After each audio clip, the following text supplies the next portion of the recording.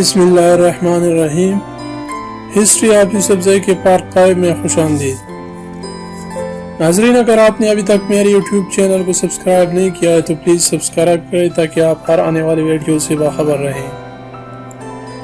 ناظرین، پٹھانوں کے میدانی یا پہاڑی علاقوں میں مغل حکمراں بابر، ہمایوں یا کامران کے زمانے میں یہاں کوئی حکومت قائم نہیں ہوئی تھی، بلکہ ہر دفعہ مغل حکمراں جب یہاں اپنا تسلط قائم کرنے آیا تو یہاں کے قبائل مقابلے پر اتر آئے۔ ناظرین، مغل بادشاہ ظہیر الدین بابر کے انتقال کے بعد اس کا بیٹا ہمایوں تخت نشین ہوا تو پشتونوں کے علاوہ وہ علاقے جہاں حکومت ابھی تک قائم نہ تھی ہمایوں کی خاص توجہ کا مرکز بنی، اور اس میں خاص طور پر یوسف زئی علاقے شامل تھے۔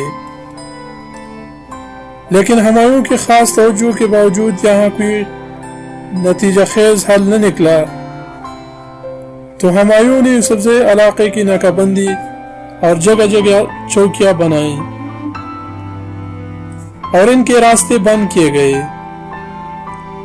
نوشہرہ میں صرف 50,000 کے خرچہ سے ایک چوکی بنائی گئی اور یوسفزیوں کو روکنے کے لیے ایک قلعہ بھی تعمیر کیا گیا۔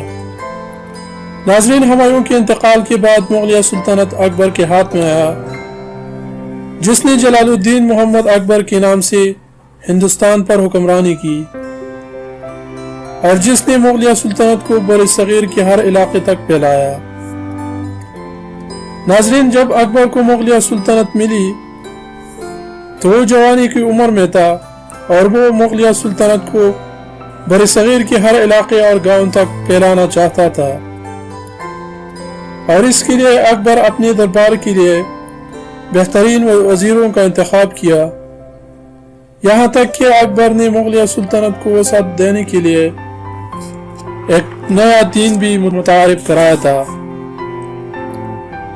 اکبر نے ہندو، سکھ، عیسائی، مسلمانوں کی ملا کر ان کا ایک دین بنایا تھا جو اکبر کے مرنے کے بعد ہی ختم ہوا، اور اس وجہ سے مسلمانوں کی اکثریت اکبر کے خلاف تھی۔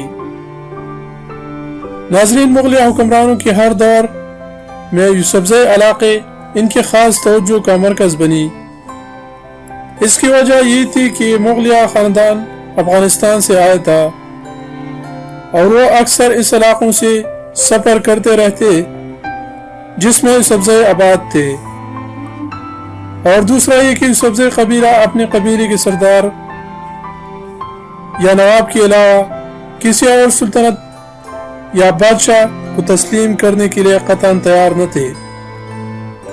ناظرین، اکبر، ہمایوں، بابر اور کامران کے دور حکومت سے واضح ہے کہ ان میں کسی نے بھی یوسف زئی قبیلے پر اپنا اقتدار قائم نہ کر سکا، سو اس لیے بابر نے یوسف زئی کے خلاف اقدام کرنے کا فیصلہ کر لیا۔ اکبر کی حکومت مضبوط ہو چکی تھی، انہیں بہترین جنگی سرداروں کی خدمات حاصل تھی۔ اکبر نے لشکر تیار کیا اور اس کے منہ بولے بھائی زین خان نے اس لشکر کی قیادت کی اور روانہ ہوا۔ یوسف زئی اس وقت میدانی اور پہاڑی علاقوں میں کافی مضبوط ہو چکے تھے۔ مورخوں کے مطابق سن 1586 میں یوسف زئی قبیلے کے خلاف مغل لشکر کی لڑائیاں شروع ہوئی۔